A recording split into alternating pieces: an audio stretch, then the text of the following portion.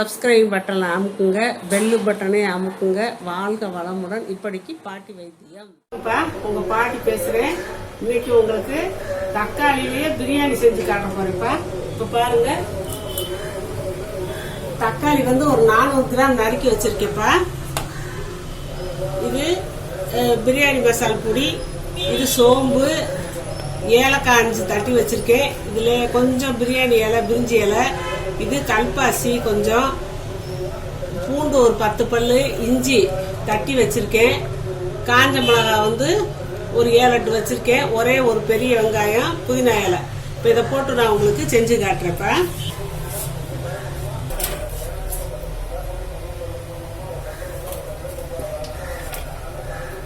இப்போ நல்லெண்ணெய் ஒரு 2 ஸ்பூன் ஊற்றிக்கிட்டேப்பா. நல்லெண்ணெய், சோம்பு போடுறப்ப, சோம்பு 1/2 டீஸ்பூன் தான் போட்டிருக்கேன்.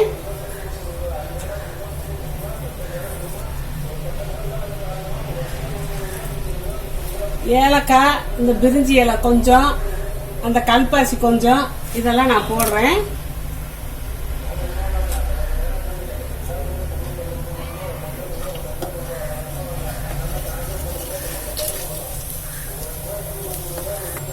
சோம்ப கருக விட்டுறக்கூடாதுப்பா. பட்டைப்பொடியை போட்டாச்சு. இந்த புதினா இலையை போட்டாச்சுப்பா. கருவேப்பிலை எல்லாம் போட வேணாம். நம்ம பிரியாணி மாதிரி செய்யறதுனால கருவேப்பிலை எல்லாம் போடல, புதினா இலை தான் போட்டிருக்கேன்.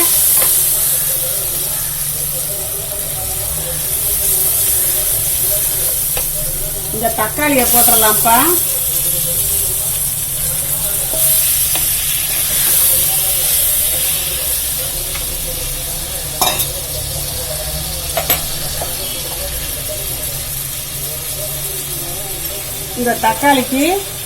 இந்த தக்காளிக்கு அளவா உப்பு போட்டிருக்கேன். இது வதங்கட்டும். மஞ்சள் பொடி ஒரு 1/4 டீஸ்பூன் போட்டுக்கிட்டேப்பா. இது பாட்டில் இது வதங்கட்டும். இந்த ஒரு வெங்காயம், பெரிய வெங்காயம் நறுக்கி வச்சிருக்கேன்லப்பா, அதை மிக்சியில போட்டுக்கிட்டேன். இந்த காஞ்ச மிளகாய் 8 போட்டுக்கிட்டேன். பூண்டு போட்டாச்சு. இஞ்சி தட்டி வச்சிருக்கப்பா, அதையும் போட்டாச்சு. இத தண்ணி ஊத்தாம மிக்சியில ட்ரையா அரைச்சுக்கலாம்ப்பா.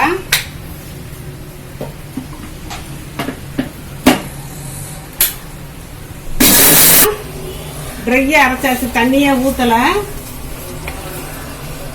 இங்க தக்காளி வதங்கிட்டு இருக்கு இல்லையா, இதுல போட்டுறேன். இந்த அரைச்ச மசாலாவை போட்டுடலாம்.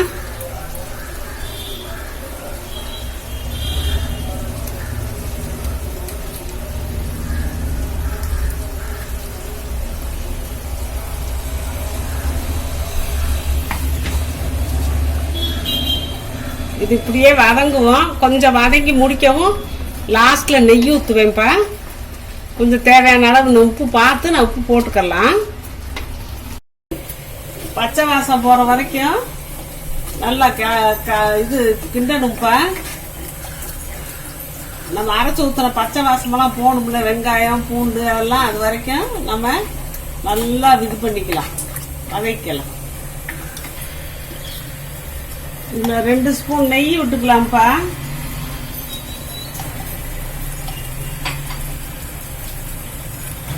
நெய் பிடிக்காதவங்க எண்ணெயே கொஞ்சம் கூட நல்லெண்ணெய் ஊத்திக்கலாம். நெய் போட்டா இன்னும் கொஞ்சம் நல்லா இருக்கும். பிரியாணி மாதிரியே நல்லா வாசமா டேஸ்டா இருக்கும். பிடிக்காதவங்க வெறும் எண்ணெயை ஊத்திக்கலாம்.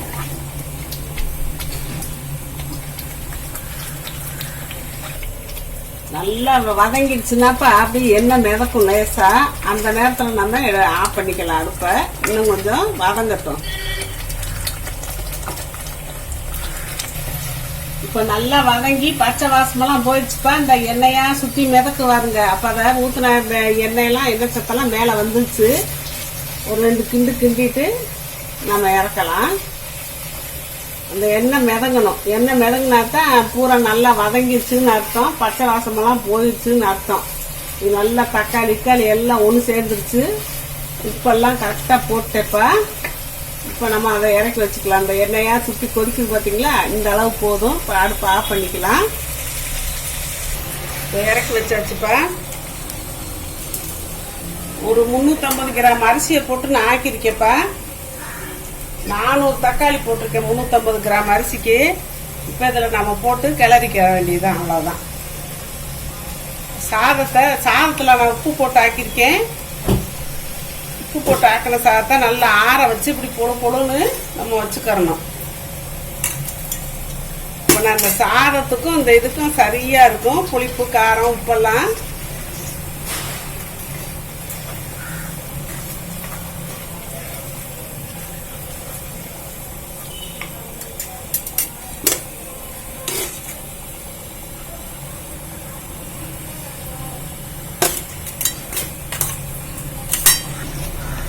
நல்லா எல்லாம் ஒன்று போல கிண்டணும்ப்பா.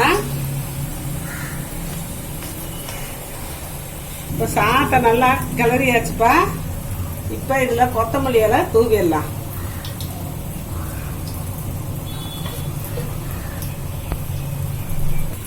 நான் வந்து சாப்பாட்டு அரிசியில தான்ப்பா செஞ்சுருக்கேன். ஒரு 350 அரிசி இருக்கும் போட்டு சாதம் செஞ்சு அதை ஆற வச்சுட்டேன். 400 தக்காளி இருக்கும், 400 கிராம் தக்காளி. அதை இப்படியெல்லாம் பண்ணி செஞ்சாச்சு. இது வந்து தக்காளி சாதம்ங்கிறதோட தக்காளி பிரியாணினே சொல்லலாம். இந்த பிரியாணி டேஸ்ட்ல இருக்கும்ப்பா, சூப்பரா இருக்கும். இதுக்கு வந்து தொட்டுக்கிற நம்ம உருளைக்கிழங்கு செஞ்சுக்கலாம், மட்டன் செஞ்சுக்கலாம், சிக்கன் செஞ்சுக்கலாம். இது வந்து இப்போ நான் வெள்ளரிக்காயில ரைத்தா செஞ்சு வச்சிருக்கேன். வெள்ளரிக்காய், இந்த இதுக்கு இது காஞ்ச திராட்சை, இந்த பட்டாணி, பச்சை பட்டாணி காய் இருக்கு இல்லையா, அதை ஊற்றி அந்த பச்சை பட்டாணி கொஞ்சம் போட்டிருக்கேன். எல்லாம் இயற்கை உணவு மாதிரி சாலட் மாதிரி செஞ்சுருக்கேன். இந்த ரைத்தாவையும் இந்த பிரியாணி, தக்காளி பிரியாணி வச்சு சாப்பிட்டா சூப்பராக இருக்கும்ப்பா. கறி, கோழி, உருளைக்கிழங்கு எதுனாலும் மசாலா மாதிரி வச்சு கூட சாப்பிடலாம். சூப்பராக இருக்கும்ப்பா. தக்காளி நீங்கள் வந்து பாஸ்மதி அரிசியிலையும் செய்யறதுனா செய்யலாம், சீரக சம்பா அரிசிலையும் செய்யறதுனா செய்யலாம், சாதாரண அரிசியிலையும் செய்யலாம், நான் சாப்பாட்டு அரிசியிலையும் செய்யலாம்ப்பா. ரொம்ப சூப்பராக இருக்கும். சாப்பிட்டு பாருங்க. வாழ்க வளமுடன். இப்போ நிறைய பேர்ப்பா நான் அவங்க கொஸ்டினுக்கு ஆன்சர் சொல்கிறதில்லன்னு கேட்குறாங்க. சொல்லிக்கிட்டு தான் இருக்கேன். நான் அதுக்குன்னு சொல்லி பார்வையாளர்கள் கேள்வி பதில் நான் போட்டிருக்கேன். அதை பார்த்துக்கோங்கப்பா. அதை பார்த்தீங்கன்னா உங்களுக்கு தெரியும். நான் வரிசையாக கேள்வி பதில் போட்டுக்கிட்டே இருக்கேன். அதில் போட்டு பார்த்தீங்கன்னா நீங்கள் கேட்ட கேள்விக்கெல்லாம் நான் பதில் சொல்லிடுறேன்ப்பா. அதை கட்டாயம் நீங்கள் பார்த்து தெரிஞ்சுக்கோங்க. சப்ஸ்கிரைப் பட்டனை அமுக்குங்க, பெல்லு பட்டனை அமுக்குங்க. வாழ்க வளமுடன். இப்படிக்கு பாட்டி வைத்தியம்.